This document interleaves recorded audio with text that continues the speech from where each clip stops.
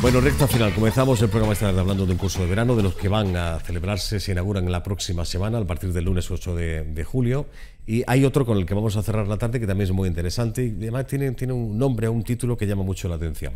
Les voy a presentar a dos doctores. De hecho, el curso lleva el nombre del Doctor Google: cómo ha modificado Internet y las redes sociales la información en salud y su efecto sobre la relación médico-paciente. Diferentes conferencias, diferentes ponentes, la verdad que muy interesantes. Daremos buena parte de ello, sobre todo en el horario de tarde, que es el que nosotros podemos contarles. Bueno, dos directores. Les presento a la doctora Gracia Castro de Luna. Buenas tardes, Gracia. Buenas tardes. Me alegro de verte. Igualmente. Hace tiempo que nos charlábamos un poquito, por lo menos sí, en este plató, ¿no? Es cierto, es cierto. Bueno, es profesora asociada del Departamento de Enfermería y Fisioterapia de la Universidad de Almería, el área de Medicina, ¿vale? Sí, exacto. Bueno. Y también les presento al doctor Gabriel Fiol. Buenas tardes. Muy buenas tardes. ¿Qué tal? ¿Cómo estamos? Ginecólogo dentro de la Sociedad Española de Ginecología, que es vicepresidente. Vicepresidente de la Sociedad Española.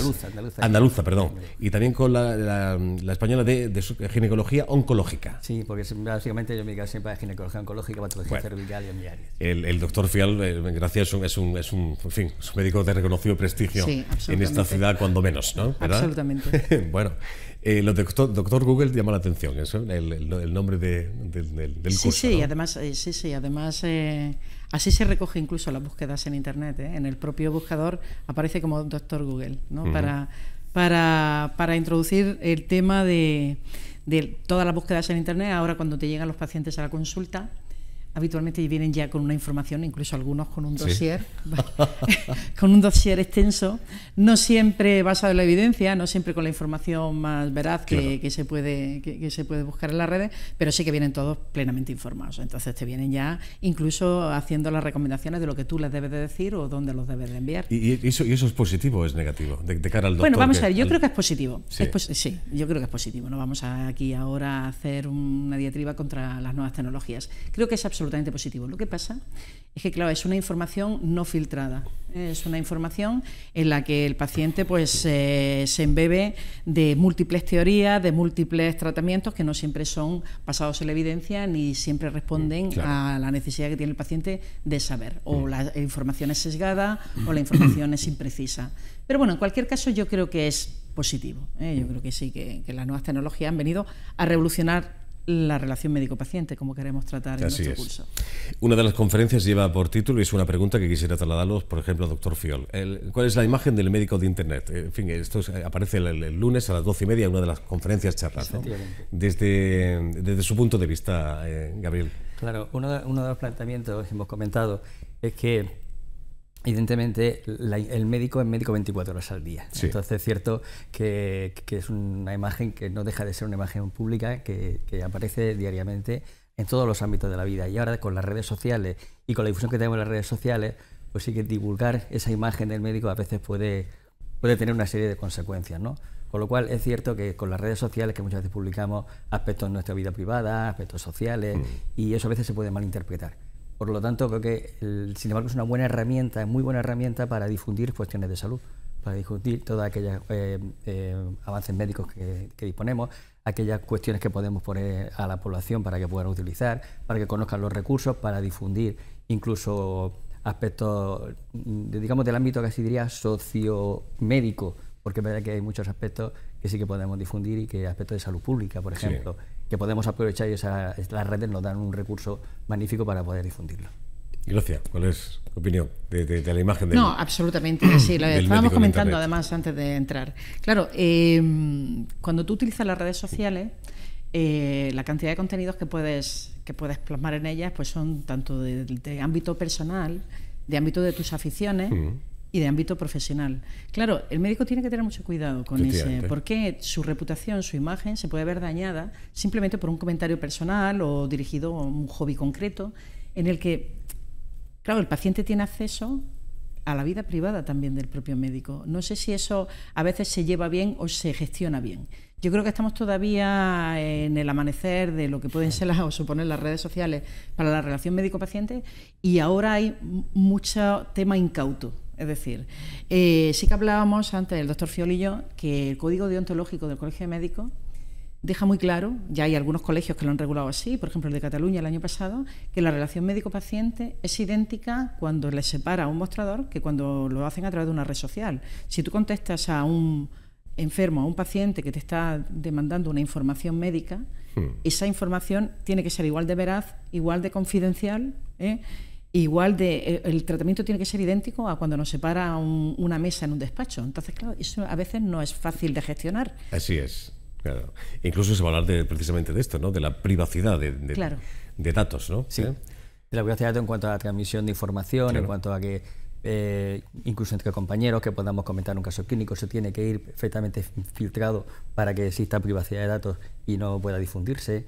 Entonces son muchos aspectos que sí que tenemos que tener en cuenta en cuanto a la ley de privacidad de datos y en cuanto a limitaciones del uso que tiene Internet en las redes sociales, que tiene las limitaciones que pueden tener en medicina en cuanto a privacidad. Se adquiere información y también se adquiere, en fin, una información publicitaria. Otra de las conferencias, que esto me parece muy interesante a tocar, es ponerle límites de alguna forma a la publicidad sanitaria, todo lo que nos llega continuamente. Claro, es que es una herramienta de marketing muy poderosa para un médico, para una clínica, para cualquier centro sanitario. Pero claro, esa publicidad tiene que ser veraz, tiene que cumplir con una serie de requisitos formales y tiene que dar una información que sea fidedigna al paciente que quiera dirigirse a ese centro. Y no siempre sucede, no siempre sucede en una sociedad que además está mercantilizada, en el que aparecen incluso a veces situaciones peculiares y yo las calificaría de penosas, ¿no? Sí. Porque a veces centros médicos anunciándose. Y en fin, pero bueno, es el devenir de los tiempos, pero claro, habrá que poner un cierto orden ahí, sobre todo por el desconcierto que generas también ante el propio paciente, ¿no? Que trivializa también actos médicos que son muy serios, ¿no? Yo ahora cuando veo, a veces grandes publicidades, sobre todo en medicina estética, ¿no? O en cirugías plásticas, trivializando cirugías que tú sabes que son, y él lo sabe, que además es un súper experto en mama, ¿no? Trivializando reconstrucciones de mama o aumento de pecho y tal, y los ves en grandes cartelones y tal, y dices, bueno, el paciente es consciente, porque estás trivializando algo que tiene un riesgo, y lo trivializas y lo banalizas, y el paciente se lo cree así. Y luego cuando sucede algo inesperado, pues obviamente era una cosa totalmente no esperada, claro, y ni pensada que podía suceder. No es lo mismo que te vendan un coche en un cartel publicitario, a que te vengan una intervención quirúrgica, que es de lo que se trata, ¿no? De hecho, el código deontológico hay un borrador, porque evidentemente sabemos que siempre la ley va un poco por detrás de lo que ocurre con la realidad social, pero el código deontológico ya en el borrador recoge aspectos específicos de Internet, de los que también se van a hablar en este curso, porque es decir, que de alguna forma hay que acotar y limitar un poco toda esta publicidad.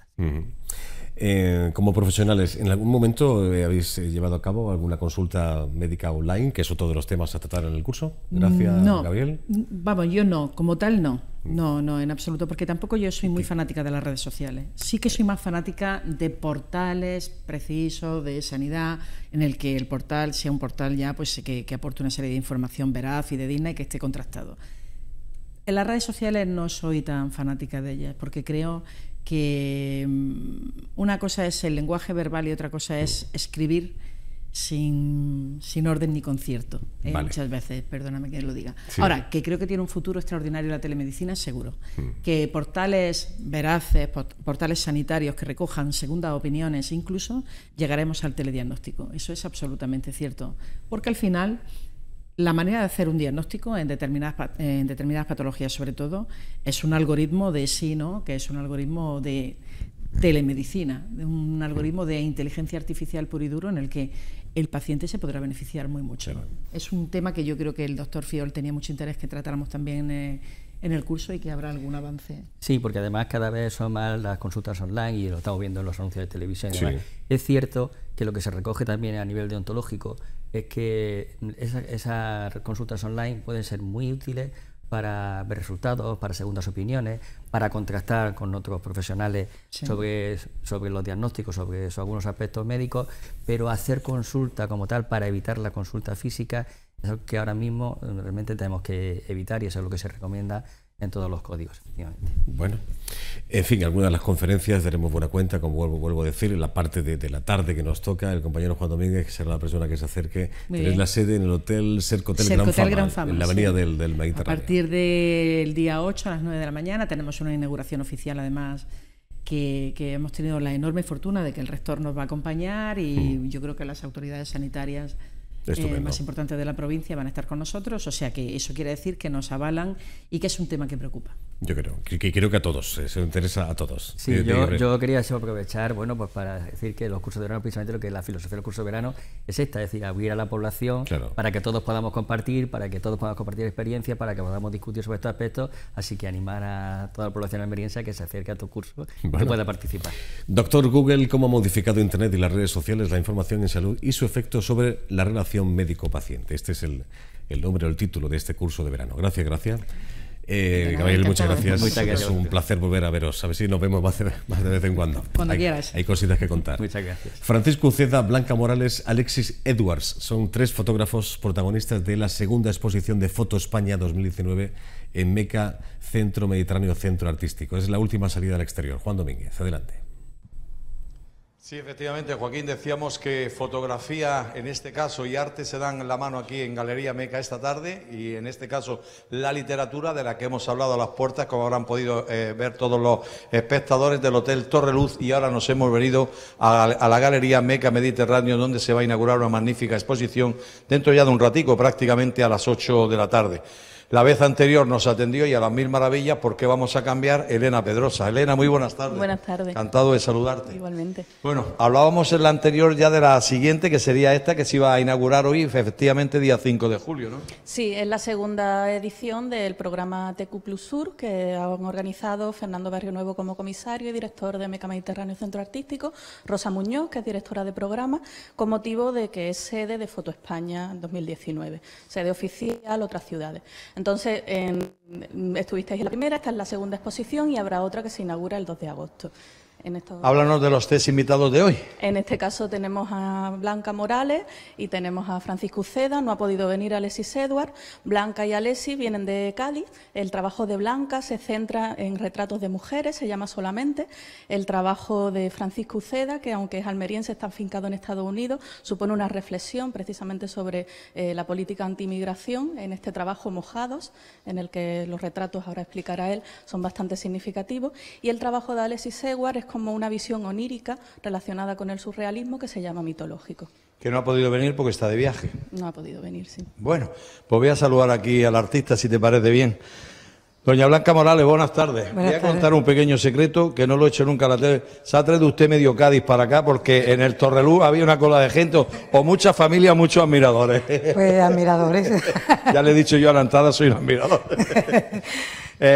Formación, ¿cómo tuvo lugar esa formación fotográfica? Bueno, fue casual el hecho de que yo quisiera empezar a hacer fotografía, y en Algeciras hay una escuela que se llama UFCA, que es muy buena para enseñarte a mirar, y allí fue donde yo empecé. He estado muchos años con ellos y bueno, pues esa ha sido mi formación, haciendo muchos cursos, talleres. He colaborado muchos años allí. ¿Te has decantado mucho a lo largo de tu trayectoria profesional por la figura del ser humano, pero muy quizás centrada en el aspecto de la mujer? No. Lo primero ¿O es para esta exposición? Bueno, yo siempre he hecho retratos de mujeres también, pero el primer trabajo que hice, yo soy pediatra, y el primer trabajo que hice fue sobre niños. Hay un libro hecho sobre la infancia. Y luego, nada, he hecho otro libro que es sobre una mujer en concreto. Me gusta mucho la biografía de la gente, y este trabajo en concreto fue pues por una cuestión personal, una crisis que yo tuve, donde viví un poco lo que es el abandono, y inconscientemente, porque yo empecé el trabajo haciendo retratos de hombres y de mujeres, pero no me salían los retratos de hombres. Entonces me di cuenta que en realidad yo me estaba buscando a mí misma, y la verdad es que me encontré, me ayudó mucho. Para terminar, cuando te llaman para formar parte de esta exposición, ¿qué sientes en ese momento? Bueno, sinceramente es que casi no me lo creo, ¿no? Fue una sorpresa enorme y yo tengo que decir que estoy muy agradecida a Meca por haber confiado en mi trabajo, a Fernando, por supuesto, a Rosa, a Alessi, que fue el que me presentó a ellos, y una sorpresa porque, bueno, yo hago la fotografía por placer y en realidad cuando las hago tampoco estoy pensando en una proyección, ¿no? Entonces cuando surge, pues para mí es muy emocionante.